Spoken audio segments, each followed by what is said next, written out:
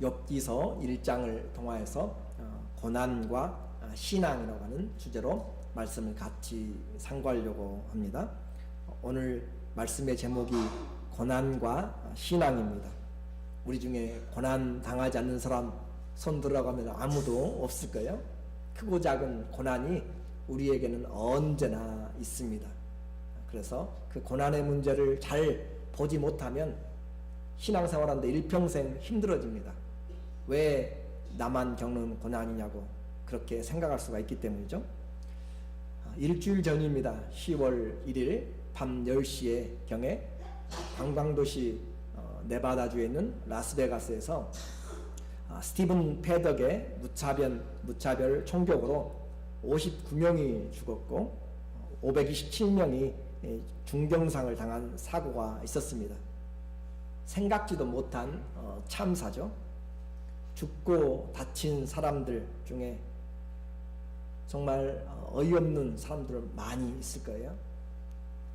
어떤 사람은 평생 한 번 방문한 사람도 있을 것이고, 힘들고 어렵게 생활하다가 모처럼 휴가 내서 간 사람도 있을 것이고, 또 허니문을 그쪽으로 간 사람도 있을 것입니다. 또 어떤 사람은 게임하러 간 사람도 있겠죠. 갖가지 사연들이 있는 사람들, 생각지도 않은 그런 인생의 위기를 만났고 죽음과 고난으로 그렇게 덮여졌습니다.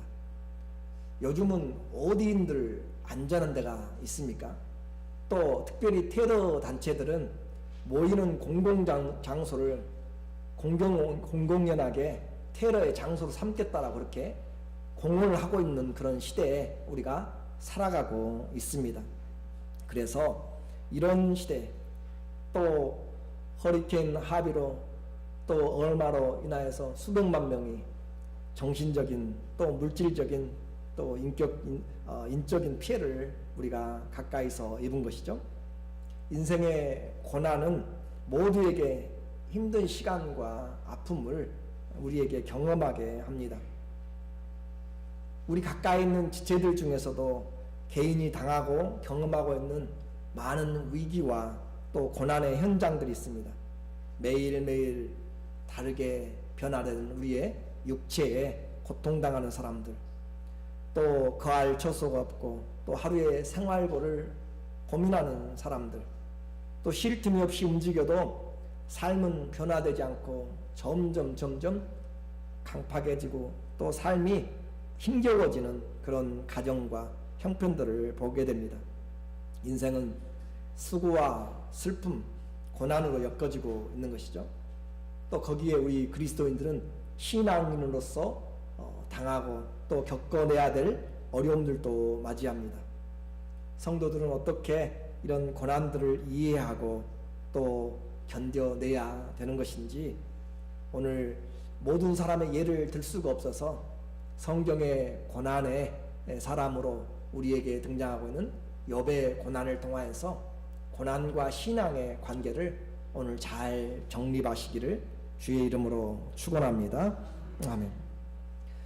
인생, 욥의 인생, 또 우리의 인생 마찬가지죠. 한 번 사는 것입니다. 욥기를 열면서 욥은 우리에게 아주 대단한 그런 부러움을 나타내는 사람으로 시작돼요.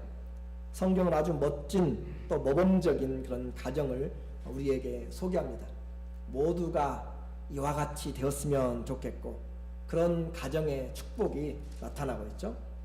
1장 1절에 보면 우스 땅에 욥이라 하는 사람이 있었는데 그 사람은 순전하고 흠이 없고 정직하여서 하나님을 경외하고 악에서 떠난 자더라. 너무 신앙의 정말 완전한 그런 모습으로 보여지고 있죠. 순전하고 또 정직하다. 하나하나의 단어가 우리의 삶과는 많이 달라진 것처럼 보이죠. 또 하나님을 경외하고 악에서 떠났다라고 하는 것이에요. 그런 신앙, 그런 신앙의 모습, 인격의 모습이 일치가 되는 모범이죠. 우리는 이런 사람을 거의 본 적이 없습니다. 성경이 인정하는 좋은 신앙인이죠. 그뿐만 아니라 이 사람에게는 그런 개인적인 신앙뿐만 아니라 다복한 가정을 이루고 있어요. 2절에 보니까 자녀가 10명인데 아들이 7명이고 딸이 3명입니다. 과거 시대에 자녀들은 그들에게 축복의 그런 모습으로 보여지죠. 또 아들들이 7이나 있다라고 하는 것은 정말 완전수같이 귀한 그런 다복한 가정, 개인적으로도 하나님을 잘 섬기죠. 가족도 많고 또 좋죠. 또 거기에 물질적인 축복까지 또 같이 오는데 우리가 상상하기 힘든 재물을 가지고 있는 그런 사람이네요. 3절에 보니까 소유물은 양이 몇 마리예요? 7,000마리. 한번 세보실래요? 하루 종일 세어도 세기 힘든 7,000마리. 그리고 약대, 낙타죠. 낙타가 몇 마리예요? 3,000마리. 약대가 3,000마리. 남의 것이라 그래 깎으면 안 돼요. 정확히 해주셔야지. 또 소가 500열이면은 쌍을 이야기합니다. 그래서 소가 1,000마리입니다. 그리고 암나귀가 500마리고 종들도 무지무지하게 많더라라고 했어요. 그래서 한마디로 동방에서 가장 큰 자라, 가돌, 위대한 큰 힘 있는 그런 사람입니다. 그렇게 큰 사람, 너무너무 개인적으로도 인격적으로도 신앙적으로도 가정적으로도 그리고 이 재산적으로도 풍성한데 거기서 또 한 걸음 더 나가서 가족들이 우애가 너무너무 좋아요. 4절에 보면은 가족이 형제 집에 모여가지고 함께 잔치하고 모두 초청해가지고 잔치하고 또 욥은 그 한 사람 한 사람 이름을 불러가면서 혹시 부지 중에 죄를 짓지 않았을까라고 이야기하면서 그렇게 제사드리는 그런 너무너무 완벽한 가정이죠. 불행한 구석이 하나도 보이지 않습니다. 찾아볼 수가 없어요. 이럴 때 사람들이 이제 하는 말이 있죠. 예수 믿고 복 받은 가정이다 라고 그렇게 생각할지 몰라요. 그래 복 받았죠 분명히. 그런데 우리들은 이렇게 생각을 해요. 신앙생활을 잘 하니까 복 받았겠지 라고 생각하는 사람이 있습니다. 반대로 생각해요. 아니면은 복을 받았으니까 신앙생활 잘하지. 둘 중에 하나예요. 신앙생활 잘하니까 복 받았겠지. 또 아니면은 복을 받았으니까 신앙생활 잘하겠지. 그 정도 되고 그 정도 부가 있고 먹고 살 거 걱정이 없고 자녀들 잘 되고 그렇다면 나도 신앙생활 잘 하겠네. 자녀들 모두 안정되었고 잘 살고 이런 축복이면 하나님 잘 믿고 잘 살겠네. 이런 생각이 우리의 마음 가운데 어느덧 찾아 들어옵니다. 물질적인 축복, 어떻게 보면 기복적인 축복에 우리가 물들어 있기 때문에 그런 조건이면 우리도 신앙생활 잘하겠다.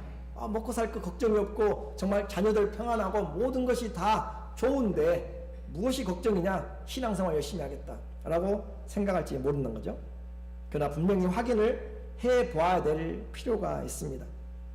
여러분도 이런 물질적 또 이런 가정적 축복이 있으면 신앙생활 경건하게 할 자신이 있습니까? 여러분에게 그렇게 자녀들 한 사람 한 사람 불러가면서 정말 기도해 나가는 그런 기도할 마음들이 있습니까?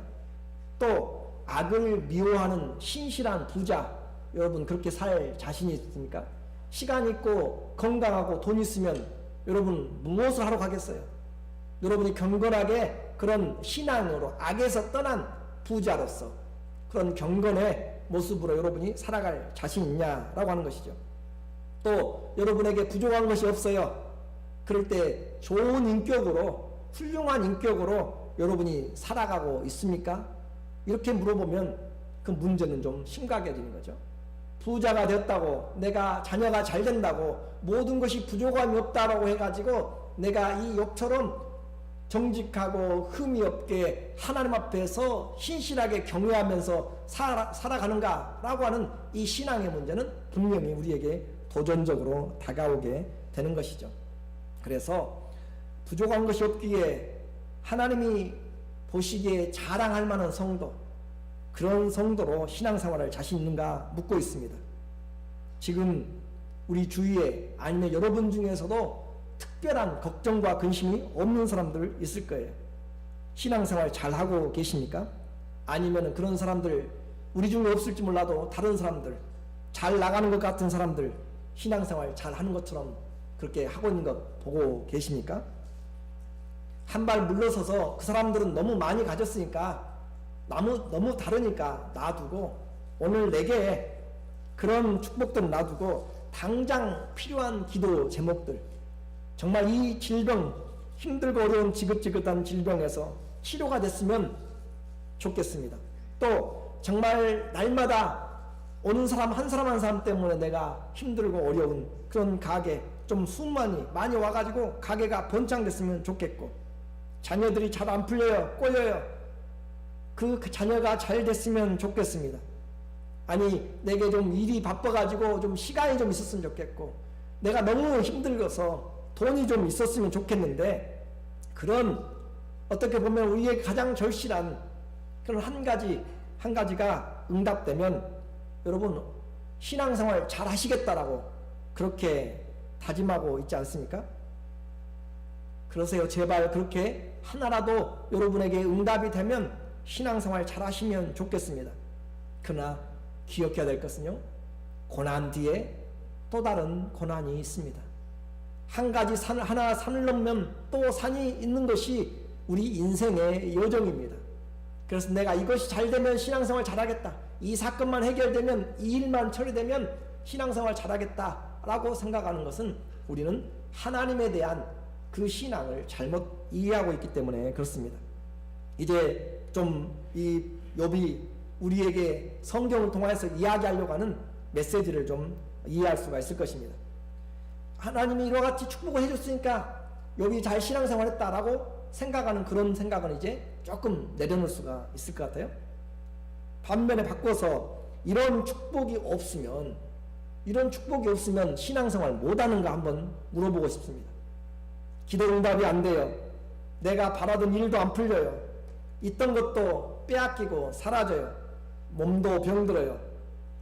그렇게 번거롭게 우리가 다른 사람들도 형편할 수 없으니까 이 욥을 통하여서 욥이 가진 모든 축복을 다 빼앗겨 버린다면, 욥이 우리가 생각했던 이와 같은 가정적으로 또 이 물질적으로 모든 형편들을 다 빼앗겨 버린다면, 축복의 조건을 없애버린다면 그의 신앙은 어떻게 될 것인가 우리는 이제 한번 생각을 해봐야 되죠. 그래서 이 1장에서 우리에게 고난과 신앙에 대한 분명한 초점을 우리에게 보게 만듭니다. 욥의 신앙의 근거가 무엇이냐? 물질적인 축복 조건이냐? 아니면 하나님이냐? 라고 지금 묻고 있어요. 욥의 신앙의 근거, 그 근거가 바로 물질적인 축복인지 그 조건인지 아니면 하나님 자신인지 한번 우리에게 말을 하고 있는 것이죠. 이 궁금한 내용이 바로 이어지는 하늘 회의에서 지금 그 하나님과 사단 사이에서 논쟁이 있게 되는 것입니다. 사단은 주장하기를 하나님이 그렇게 서포트 해주고 하는 일마다 잘 되게 하시니까 욥이 잘 믿고 그렇지, 하나님 한번 다 빼앗아 가보세요. 어떻게 나오는지. 그렇게 해서 그 믿고 있는 신앙을 물질적인 조건에 놓아서 그렇게 하고 있는 것이죠. 그런데 하나님은 그렇지 않다고 우기고 계신 거죠. 네가 어디를 다녀왔느냐, 어디를 그렇게 싸 돌아다니다 왔느냐라고 물어봐요. 그래서 이곳저곳을 다니면서 왔다고 하니까 욥처럼 신실하게 하나님 믿는 사람 봤느냐라고 하나님이 마음이 너무너무 뜨거워서 또 자랑스러워서 그렇게 자랑하고 싶어요. 부모는 자녀가 잘 되면 자랑하고 싶어서 근질근질합니다. 그렇죠? 자녀가 잘 되면 자랑하고 싶어서 하지 말라고 해도 자랑하고 싶은 것이 부모의 마음이에요. 하나님이 보니까 욥이 너무 주님 앞에서 신실하게 하나님을 경외하고 악에서 떠나고 그렇게 정직하게 행하더라 라고 하는 그 부분을 너무너무 하나님이 대견하게 생각하시고 기뻐하시고 그렇게 욥을 자랑한단 말이죠. 그래서 그런 그 내용이 이제 하나님과 사단 사이에서 벌어지게 되고 욥은 그 일에 전혀 상관이 없이 고난을 당하게 됩니다. 먹구름이 낀 욥의 인생을 이제 우리가 보게 될 것이에요. 과연 내 신앙의 근거가 무엇인지를 보는 것이죠. 6절에 보니까 어느 하루가 그의 인생을 완전히 바꿨습니다. 하루는 하나님의 아들들이 와서 여호와 앞에 섰고 사단도 그들 앞에 왔는 그들 가운데 왔는지라. 어느 하루 잘 나가고 있는데 어느 날 이야기하는 사건이 좀 분위기가 바꿔지게 된 거죠. 어느 날 그 하루가 욥의 인생을 완전히 송두리째 바꾸고 말았습니다. 하나님은 한마디로 내 이 욥 같은 사람을 보았느냐라고 하는 반면에 사단은 그것에 대해서 정반대를 이야기하죠. 하나님은 신앙은 이렇게 하는 거야 라고 욥을 봐라 라고 이야기하고, 사단은 아니요, 절대 그렇지 않습니다. 세상에 까닭 없이 하나님 잘 믿는 사람 보겠습니까? 9절과 10절에 아주 사단의 반박이 나타나요. 사단이 여호와께 대답하여 가로되 욥이 뭐 없이요? 까닭 없이, 욥이 이유 없이 그냥 하나님을 경외하겠습니까? 신앙생활 다 이유가 있고 까닭이 있고, 그러니까 하나님을 잘 섬기지, 뭔가 콩고물을 얻었으니까 또 바랄 것을 지성이면 감천이니까 그렇게 가서 해보려고 하는 것이지, 또 그렇게 받아냈으니까 하나님께 하는 것이지 라고 말하는 것이죠. 주께서 모든 것을 울타리로 두르신 것처럼 범사에 복을 주시니까 산울로 두르심이 아닙니까? 그 집과 소유물들을 다 주님이 보호하셔서 그 손으로 하는 바를 주께서 복되게 하사 그 소유물로 땅에 널리게 퍼지게 그렇게 하셨기 때문입니다 라고 그렇게 욥에 대하여서 이 사단이 주장을 하는 것이에요. 그러니까 잘 되니까 그렇다라고 하는 거죠. 까닭 없이 되는 것이 아니라 하나님이 보장을 해주시니까, 하나님이 축복을 주시니까 안 믿으려고 해도 안 믿을 수가 있겠습니까? 라고 그렇게 이야기하는 욥에 대한 신앙의 논쟁이죠. 그리고 한술 더 떠서 이제 그의 결론을 이야기합니다. 11절에 이제 주님 손을 펴서 그의 모든 소유물을 치소서, 그리하시면 정령 대면하여서 주를 욕하리이다. 주님 한번 쳐가지고 소유물 한번 싹 쓸어가 보세요. 재산 완전 망하게 한번 뱅크럽시 만들어 보세요. 저주하고 주님 떠납니다 라고 그렇게 사단이 자신있게 욥의 신앙에 대하여서 지금 태클을 걸고 있는 것이죠. 사단이 하나님의 자존심을 건드렸어요. 그래서 하나님의 윤허가 떨어졌습니다. 그래 12절에 주님 말씀하죠. 여호와께서 사단에게 이르시되 내가 그의 소유물을 다 네 손에 맡기노라, 붙인다. 오직 그의 몸에는 네 손을 대지 말지라. 사단이 곧 여호와 앞에서 물러가니라. 분위기는 이제 삭막해지는 거죠. 그리고 사단은 가서 자기 일들을 하게 되는 것이죠. 모든 것을 다 맡긴다. 몸만 빼고 모든 것을 맡긴다. 재산과 가족까지도 다 맡긴다라고 하는 그런 내용입니다. 우리가 읽었던 본문 13절부터 시작해서 욥이 당하는 고난을 찾게 됩니다. 오늘 저와 여러분 이제 여기서부터 정신을 좀 차려야 돼요. 내가 당하는 고난들이 있습니다. 그렇죠? 여러분이 말씀하는 또 안에서도 여러분의 그 당한 고난들은 주님이 알고 계시고 또 각각의 마음들 가운데 가지고 있는 것이죠. 여러분만 있는 것이 아니라 저도 있는 것이고 다 있어요. 그런데 그 고난들을 가지고 하나님께서 원하시는 믿음과 어떻게 연결시켜야 될 것인가. 내가 감기 들면 정승이 아무리 열병 알아도 내가 더 힘들잖아요. 그런데 주님은 어떻게 우리에게 보라고 하시는가 하는 것이에요. 또 어느 날이 되었습니다. 또 하루가 됐단 말이죠. 13절에 보니까 하루는 욥의 자녀들이 그 맏형의 집에서 식물을 먹으며 포도주를 마실 때 어느 하루 그 시간에 잔치 시간이 이제 완전히 깨어지게 된 것이죠. 라스베가스의 그 공연장이 그 기쁨의 장소가, 감사의 그 즐거움의 장소가 완전히 슬픔의 장소로 바뀌어지게 되는 그 하루가 된 것이죠. 시간은 우리 손에 있지 않습니다. 그리고 욥에게 절박하고 아주 울부짖는 긴박한 종의 목소리가 들려집니다. 그리고 그 종의 보고에 의하면 소 1,000마리와 나귀 500마리가 죽게 되었다라고 하는 것이에요. 15절에 스바 사람이 갑자기 이르러 소와 나귀를 빼앗고 칼로 종들을 죽였나이다. 나만 홀로 피한 고로 주인께 고하러 왔습니다. 그냥 여기서 단순히 소와 나귀를 빼앗겼다라고 이야기하니까 그냥 몇 마리 몇십 마리 몇백 마리 생각할지 몰라도 이것은 앞에 1장 3절에 나오는 내용을 그대로 담고 있습니다. 재산 소 500결이 1000마리를 다 빼앗겼고 나귀 500마리를 빼앗겼고 종들이 죽었다. 그들을 돌보는 종들이 죽었다라고 하는 것이에요. 뭐 남의 재산 날아갔으니까 나와는 상관이 없잖아요, 여러분. 그러니까 전혀 남의 재산 잃어도 전혀 심각하지 않아요. 보고가 그걸로 끝나지 않고 또 다른 그 말이 끝나자마자 또 한 사람이 달려옵니다. 16절에 우리에게 이야기를 해요. 하늘에서 불이 내려서 양과 종들을 다 불살랐습니다. 양은 몇 마리였어요? 7,000마리를 가져다 다 불로 태워서 죽었다라고 그렇게 이야기를 합니다. 종들도 다 죽었습니다. 양들을 돌보는 것이죠. 이 사람만 보고하러 살아남았어요. 그리고 그 보고는 설상가상으로 또 이어집니다. 17절에 낙타가 3,000마리 되는 낙타와 종들이 갈대아 사람들에게 살육을 당했다. 낙타는 빼앗기고 또 3,000마리의 낙타는 빼앗기게 되었고 종들이 살육을 당했다. 이제 더 이상 가진 재물이 없습니다. 그런데 거기서 끝나지 않고 더 큰 재난이 그를 기다리고 있어요. 한 사람이 다급히 또 달려오면서 이야기합니다. 자녀들이 모인 곳에 강풍이 불어서 대풍이 불어서 집 내 모퉁이를 치매 그 소년들 위로 무너짐으로 그들이 죽었나이다. 다친 것이 아니라 죽었다라고 하는 것이에요. 대풍으로 그 10명의 자녀가 전부 다 죽음을 당하였습니다. 이렇게 되면 이쯤 되면 이제 우리는 말하기가 편해져요.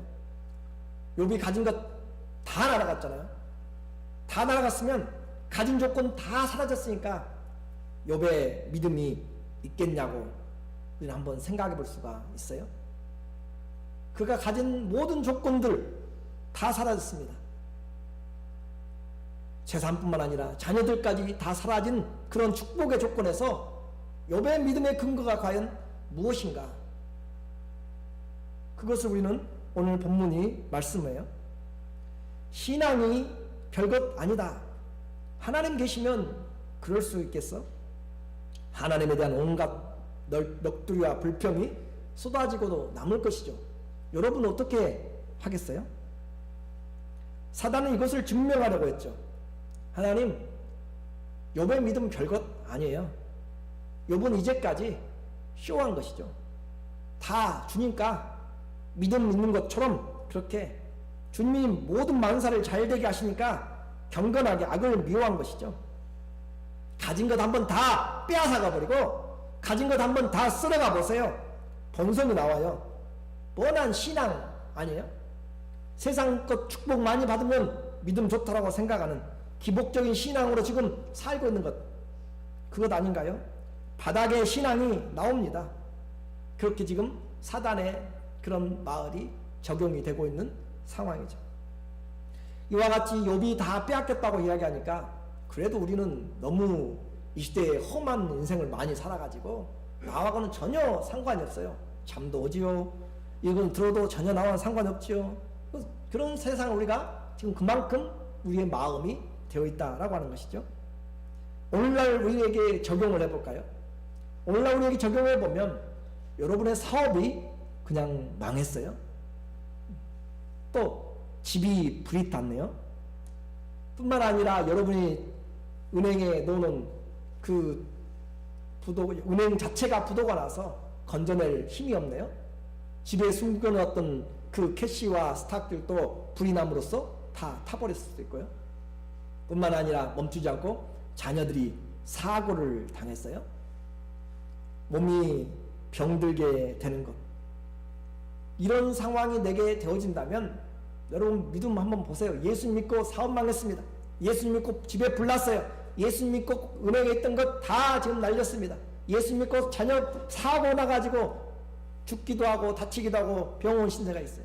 어떤 사람은 제일에 갈 수도 있고 어떤 사람은 군대 가서 다쳐가지고 정신병원에 갈 수도 있고. 예수님 믿고 몸까지 병들었어요.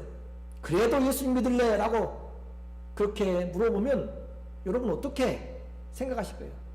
여러분의 믿음의 조건이 뭐예요? 예수 그리스도를 믿는 것이 무엇입니까? 이것도 너무 상상이죠. 다 잃어버리지 않았으니까 여러분은. 일주일 전으로 돌아가 볼까요? 거기에 자녀들이 두세 명이 가가지고, 아니면 아들이 신혼여행 갔는데 그곳에서 죽음을 당한 가족이 있다고 생각한다면, 그렇죠? 우리 중에는 분명히 가까운 사람도 있을 수도 있는 거죠. 그 가족이 거기서 재난을 당하고 죽었다고, 그 몸이 죽은 시체로 자기에게 돌아온다고 하면 우리는 신앙을 어떻게 하겠어요? 믿음이 작동을 합니까? 내 안에 믿음이 작동을 해요? 그것도 아니고 그냥 일반적인 것 때문에도 우리는 믿음이 왔다 갔다 하잖아요. 조금만 시험이 들어도, 내가 조금만 불편하고, 내가 조금만 감정 상해도 교회 안 나갈 형편인데, 우리는 예수님 안 믿을 형편인데, 기회만 보면 그냥 예수님 안 믿으려고 작정을 하고 살아가는 사람들인데, 우리에게 신앙은 도대체 무엇인지, 하나님 안으로 들어올 수 있는지 물어보고 있는 것이에요. 그런데 이와 같은 상황에서 욥이 일어납니다. 20절에 그래요. 욥이 일어나 겉옷을 찢고 머리털을 밀고 땅에 엎드려 경배하며, 슬픔의 마음을 감출 수가 없습니다. 마음이 찢어지는 고통을 옷을 찢으면서 표현을 하고 있습니다. 연약하여서 아무것도 할 수 없어서 그의 가장 중요한 머리털을 밀면서 재를 뿌리고 엎드립니다. 그리고 경배합니다. 하나님 앞에 샤하 경배합니다. 납작 엎드립니다. 하나님 앞에 공경합니다. 하나님을 경배한다.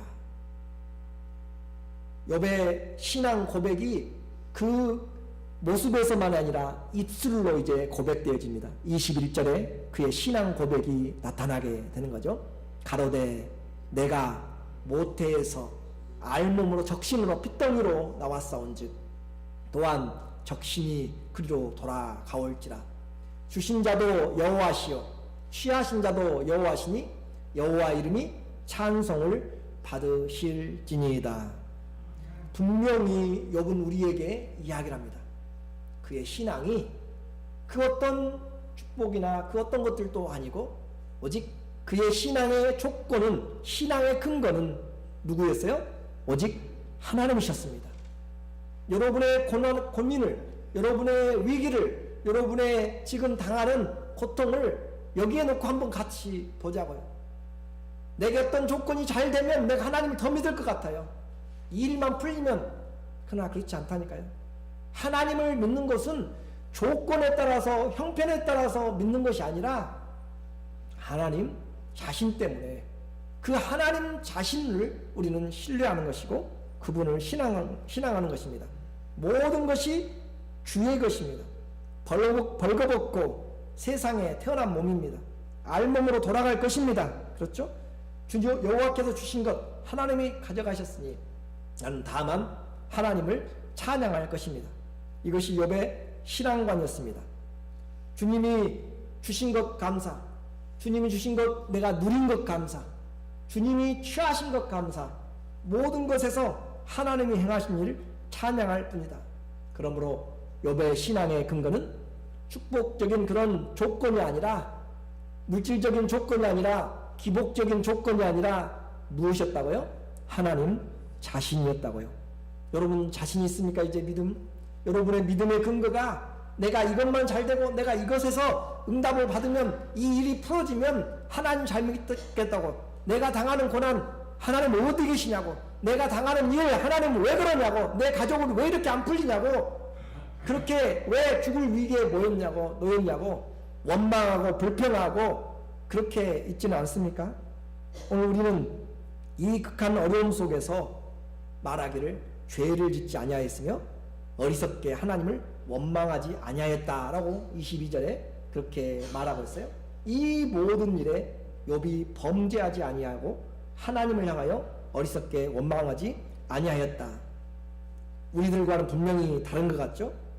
고난 당하면 입술로 저주하는 것이고 내 마음에서 벌써 원망과 불평이 나오는 것이고 입이 삐죽삐죽 하는 것이죠.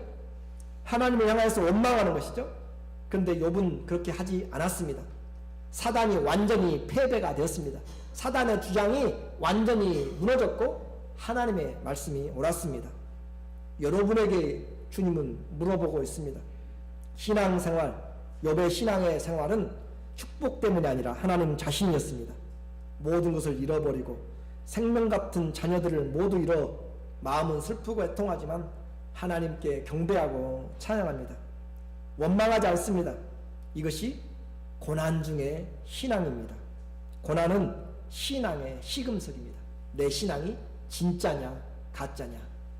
오늘 내게 그래도 내 당한 고난은 하나님 이해 못해요, 사람들 이해 못해요 라고 우긴다면 저는 할 말이 없습니다. 우리는 어떤 상황에서도 하나님의 말씀으로 돌아가야 됩니다. 하나님 말씀에 그 자신을 내려놓고 환경을 내려놓고 그 말씀 앞에 살아야 됩니다. 고난 없는 신앙 잘못 배우면 평생 힘들어지게 됩니다. 왜 이 고난이 내게 당하냐고. 지금 말씀드렸죠? 전제에서 욥이 당하는 고난은 욥의 잘못과 관계가 있어요 없어요? 전혀 상관이 없어요. 욥과 욥 자신과는 전혀 상관이 없이 하나님과 사단과의 이야기 논쟁 가운데서 신앙의 근거가 무엇이냐를 가지고 그냥 욥에게 찾아온 것입니다. 욥의 그런 삶의 잘못과는 전혀 상관없이 고난이 다가오고 있다라고 하는 것이에요. 그것도 감당할 수 없는 고난이 다가오고 차라리 안 주었으면 낫지, 주었다가 빼앗으면 더 화나잖아요. 그렇죠? 차라리 안 주면 그런대로 그냥 마음 편하게 그냥 좀 아프더라도 참는데 줬다가 뺐으면 이게 무슨 일이냐고요. 무슨 경우냐고요. 하나님 그렇잖아요. 그런데 욥의 잘못이 없이 지금 이렇게 되어가고 있는 것이에요. 오늘 분명히 성도들에게 고난은 분명합니다. 그러나 잠깐입니다. 구름이 잠깐 있어도 그 위에는 해가 있는 것과 같습니다. 우리는 그리 아니하실지라도, 내 축복의 조건이 무너질지라도, 내 원하는 조건들이 없어지고 사라지고 빼앗기게 될지라도 호흡 있는 자는 주님을 찬양할 것입니다. 그것이 다니엘의 친구들의 고백이죠. 다니엘 3장 18절에 그리 아니하실지라도 어떻게 해요? 그렇게 우리 뜻대로 되어지지 않을지라도 왕이요, 우리가 왕의 신들을 섬기지도 아니하고 왕의 세우신 금신상에게 절하지도 아니할 줄을 아옵소서. 느부갓네살 왕의 금신상에 절하지 않고 불구덩이에 그 풀무불 가운데로 들어가겠습니다. 하나님이 건져내실 것입니다. 그렇지 않을지라도, 건져내지 않고 거기서 죽음을 당할지라도 우리는 왕의 신에게, 신상들에게 절하지 않고 오직 하나님만 믿겠습니다 라고 하는 신앙입니다. 우리 신앙의 근거는 그리 아니하실지라도, 이런 축복의 조건이 아니라 누구라고요? 하나님이라고 말씀을 드렸습니다. 그러면 이제 결론입니다. 고난의 때 여러분은, 나는 어떻게 할 것입니까? 여러분은 어떻게 일어나고 있습니까? 고난의 때 욥이 일어났습니다. 모든 것이 무너지고 가진 것이 다 빼앗기고 그는 일어나서 하나님 앞에 경배하며 찬양으로 일어났습니다. 우리의 크고 작은 고난의 때 그냥 주저앉아 있겠습니까? 하나님을 향하여서 원망과 불평으로 그냥 코가 석자로 나와가지고 그렇게 쓰러져 있겠습니까? 주님이 소망이 되시기를 원합니다. 주님이 여러분의 인생에 흔들리지 않는 축복의 시작과 마지막이 되시기를 예수 그리스도의 이름으로 축원합니다. 아멘. 기도하겠습니다. 하나님 아버지,